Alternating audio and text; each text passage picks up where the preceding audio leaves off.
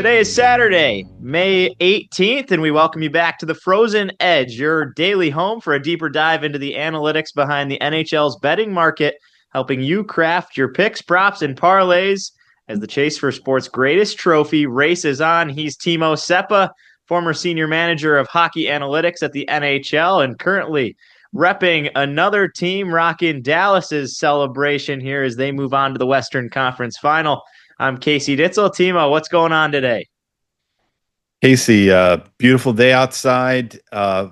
Exciting game last night. I think we must have gotten the under on that. A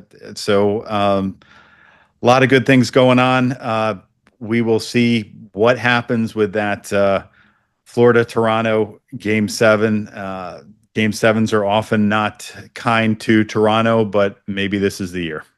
Well, we had Dallas, we had the under, and the plus 340 overtime ticket that cashed out just a minute and 30 seconds into overtime on Dallas's 2-1 win there. So hopefully we can find some more success here today, and maybe the most anticipated game of the entire playoffs. It had to be Toronto, and they had to be going to game 7. That's the way that they've been knocked out here. Looking back, 3 of the last 4 postseasons, and at least the good news, it is not going to be at the hands of the Boston Bruins upcoming. They have been the Maple Leafs' nemesis. Maybe they can find some luck here against Florida. We're going to talk through that, but first let's recap a little bit of what happened last night. As Dallas will advance, they will play the Oilers. We'll have the series preview upcoming in our next show. But first here as they advance past Winnipeg, and let's start with a shout out to Mark Scheifele. You know, what a way for him to come out, an absolute warrior. We talked about it yesterday after the passing of his father unexpectedly the night before. He still comes out. He plays for his team. Not only that, but kicks off the game with the game's first goal. And what a tribute to his father. You got to think in a very emotional game. Again, thoughts with the Scheifele family. Not much worse that can happen than that, but stick taps to him for that. Both goalies were really the stars of this game here, Timo, and both goalies stole the show here. Either could have walked away with a victory, and either team really could have walked to victory without their goaltenders making some key stops both ways. It's Ottinger who inevitably comes away with the victory, but Connor Hellebuck stood on his head for a majority of this game as well. And you got to, give a nod to him for a lot of the critiques he's had to take throughout this postseason. Yeah, excellent by both goalies. A pretty low shot game, maybe not surprising. Get to a game 7, teams are worn down. They're used to playing against each other, kind of know each other's tricks. But the stats I've got here, obviously, Hellebuck had a 941 save percentage at 5-on-5. That's taken out that last power play. So he saved 16 of 17 shots on goal at 5-on-5. So excellent with that. And he bounced back in the last couple games. On top of that, according to Natural Stat Trick, great website out there, he saved 6 out of 7 high danger shots on goal. So that was good for an 857 save percentage against these high difficulty shots. So good job on that by Hellebuck. As far as Ottinger, he allowed 1 goal on 23 shots on net for a 957 save percentage. According to Natural Stat Trick, he only faced 4 high danger chances. He stopped 3 of them, so he had a 750 high danger save percentage. So, that would point obviously towards Dallas having done a better job of limiting those high danger chances. Anyway, just giving up 1 goal against in game 7 has got to help build up that Conn Smythe resume like we talked about last time. So, it would have been better to pick him for Conn Smythe before the game, which is what we were saying. The future is bright for Dallas, and especially on the defensive core. They've got our friend Trey Taylor upcoming, but Thomas Harley is going to be an elite defenseman. You could already almost categorize him there as he was part of that 4 Nations roster, but points on both stars' goals for him, a goal and an assist, and the game-winning goal. as you talk about Thomas Harley, maybe also throw in a little on your thoughts there. Late in that game, what resulted in the power play didn't really matter because the Stars convert. But if this goes on and it goes 10 seconds more where Winnipeg could have got it back to 5-on-5, there would have been a lot of Dallas Stars fans and probably administration up in arms that the call late in that game with about 20 seconds left didn't go to a penalty shot, instead a power play. But Harley able to convert there in his second point of the night. Yeah, a few things there. I mean, first of all, yeah, Thomas Harley has elevated his game in the NHL the last 2 seasons. He's put up 47 and 50 points as a defenseman, which is excellent. So he's at 0.6 games per 0.6 points per game or better. He's had a strong plus minus through the regular season. A little bit of an aberration that he's -5 in the playoffs so far. But as you said, he was an impact player for Team Canada in the Four Nations when he stepped in for Cale Makar. Yeah, and as far as the penalty that could have been a penalty shot there at the end of the game, that might have messed up that regulation tie we had there. But my first reaction was that that had to be a penalty shot. Looking at it again, okay, maybe I can see both ways. I mean, it was Scheifele at the point who put the puck off the defending player's pads that sent him on the breakaway. So initially they were even, but by the time that the penalty occurred, I felt that Scheifele was clearly behind him or diagonally behind him, which to me is the definition of a penalty shot. But okay, so they were even when that interaction kind of started. So all right, I could see that either way. Let's move on to tonight's game here. Sunday night hockey, Game 7 in Toronto. It does not get much better for the Stars to be shining on the game of hockey, and all kinds of pressure on the Maple Leafs here. They're the underdog on home ice, plus 108, -260 to cover the plus 1.5 spread. Florida, -130 favorites. They are plus 205 on the -1.5 spread. The over-under set at 5.5. Joe Woll for Florida or for Toronto, has stepped in just about unflappably as Anthony Stolarz got hurt for Toronto. Woll has taken right over there, and we found a couple stats on his elimination game performances that really stand out. And looking back over the last few seasons, in round 2 against the Panthers 2022-23, he had a .960 save percentage in a Game 4 win, 2-1 the final. He lost in overtime in Game 5, but a .930 save percentage. That was a 3-2 loss in overtime. And then in 23-24 against the Bruins, a 2-1 overtime win with a .964 save percentage, a 2-1 win in Game 6 right after that. .957 save percentage. They would switch goaltenders in Game 7, where they ultimately lost to the Bruins there.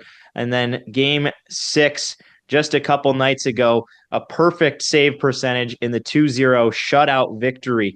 They're going to need him to be right up to those numbers. And the Woll saves stat at -152 to have 25 plus saves, maybe go 26 to get plus money, has to be barking right at you there, Timo, along with the under as well, -168 at under 5.5. If you move that to 4.5, the under at plus 165. Some pretty good odds that you can get there, especially if you start to mix and match in a parlay. Yeah, Woll has been surprising. I mean, we thought it was a step down from Stolarz.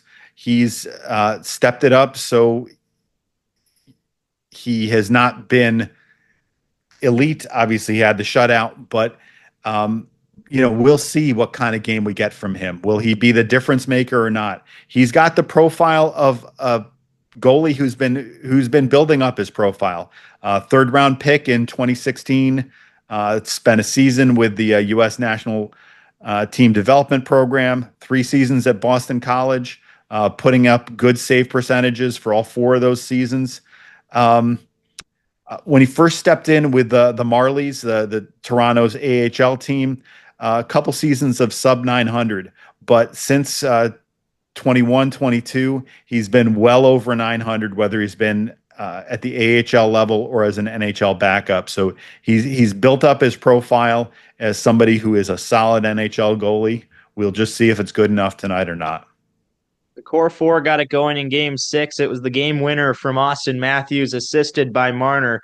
If the Leafs are going to have success, they're going to have to rely on some of those guys. Max Pacioretty has been clutch in elimination game situations, 16 career elimination games. He added a goal there in game six, now has 8 goals, 4 assists for 12 points over those 16 career elimination games. Tonight, he's plus 550 for an anytime goal, also plus money for the anytime point. But I want to highlight some of the Florida Panthers guys. And we look at the star players, thinking about the stars needing to shine in these big games. Sam Reinhart has no goals since game 3. Matthew Tkachuk hasn't scored a goal since game 3 of the first round against Tampa. He did have assists in all 3 of the Panthers' wins this round. Barkov also no goals in the last 3 games. So thinking about some of those guys, Reinhart plus 210 for a goal. He's the lowest on the odds of any of those 3 names, minus 166. Tkachuk to get a point there, that is for Reinhart, minus 166. Tkachuk to get an anytime point, minus 178. A goal, plus 230. And Barkov right in the same range there, over plus 200 to get a goal. Right around minus 180 for an anytime point. And you got to think that if the Panthers are going to find success, Timo, those 3 names have to be somewhere around the score sheet. Yeah, I think that's correct. I mean, like previously going back a week ago in our shows, I don't remember when we were talking about this, maybe when we were previewing this series or early in the series, and I said I think it's okay if they're Florida's kind of super third line with Marchand and Lusterinen and company were the ones putting up the goals. I do think that the top 6 guys have got to pitch in, and maybe some of this points towards the style that teams play in the playoffs. I mean, we're seeing all the unders. I think a lot of what you see in the unders, especially for me in the last several years of the playoffs, you see a lot of the forecheck. So you see a lot of the teams passing the puck from low to high, taking these point shots. We're seeing a bunch of goals scored off of shots bouncing off of these off of a defender or somebody on these long point shots. I think the style maybe tamps down the scoring of some of the top 6 guys. So those are a bunch of observations that don't necessarily tie together completely, but I do think that the big boys for Florida need to show up in one way or another. One of my favorite stats to look at is the Carter Verhaeghe overtime game-winning goal chance. Verhaeghe has 5 career overtime game winners. That's tied for the most among any active player in the NHL, tied for 3rd most all-time in the NHL. Looking at, again, yesterday we had the overtime 60-minute tie. Tonight, plus 300 odds. I think that's a pretty good chance here if we're expecting low scoring, maybe a goaltender battle. How about like a 1-1 score line, maybe 2-2, that this thing could go to extra time at plus 300. If you want Verhaeghe on the anytime goal, plus 280, anytime point, minus 108. So a Verhaeghe point, just about even odds. And if you parlay a Panthers win, a Verhaeghe goal, and the 60-minute tie plus 1,800. And that could be a big celebration on a Verhaeghe overtime game winner to send the Panthers moving on. You and I are both in agreement still. We think it's the Panthers' time to move on here. The Leafs have struggled, and especially in game 6, looking back over the past decade, just have not been able to get over that hump. Timo, you still think that the Panthers are going to continue that trend here tonight? Yeah, I mean, Toronto obviously came out and surprised us, and good for them in Game 6, and they did it on the road. So it's hockey. That's a good team. They got a lot of talent. Toronto could win this, but if you're asking me to make a pick, Florida, when we started this series, we liked them for a variety of reasons on the analytics with controlling possession, for instance. Florida, Toronto, one of the things they had going for them as far as the analytics was face-offs, but that was about it.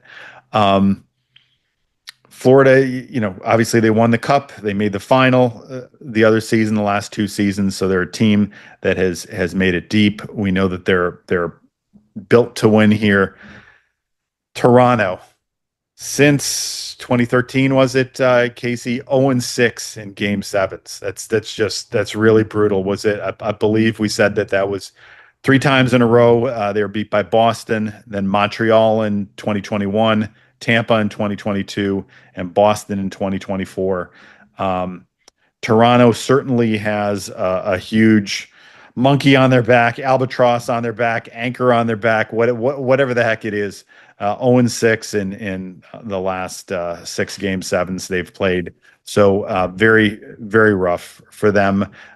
Is that going to be in their heads? Is it going to be in their fans' heads, their media's heads? Yeah, maybe. So all of those things would make me lean Florida. Boston in 2013, 18, and 19. Montreal, that COVID year when they went and ran their way towards the Stanley Cup. That was 2021, 2022, Game 7 to Tampa Bay. And last year, the Pastrnak devastator in 2024 in the 2-1 overtime loss. Those have all been, at least in the last 4 of those, low-scoring affairs. So that tends to our favorite. If you're not too interested on picking a team to win it, I like the under and maybe the Wool saves. You could also throw in the Bobrovsky saves prop. Those seem pretty safe if you don't have a favorite to win it. If you like Toronto, throw them in at plus money. Timo and I are both tending towards the Panthers at -130. We've got our eyes on the big 3 there: Barkov, Reinhart, and Tkachuk, looking at either goals or points. And my favorite is the 3-way plus 1,800 parlay for the Verhaeghe goal, the overtime game, and the Panthers to win it. Timo, as we close it off here, where are you going to be celebrating Sunday night Game 7, watching, the greatest spectacle in hockey is Game 7 in the Stanley Cup playoffs? Just here at home, but I can see this, 1-0,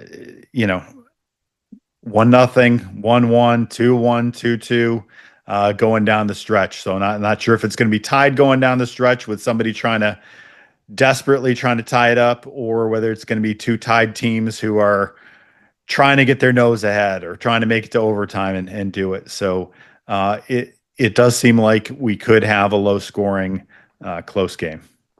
The Maple Leafs trying to extend their way to the conference championship.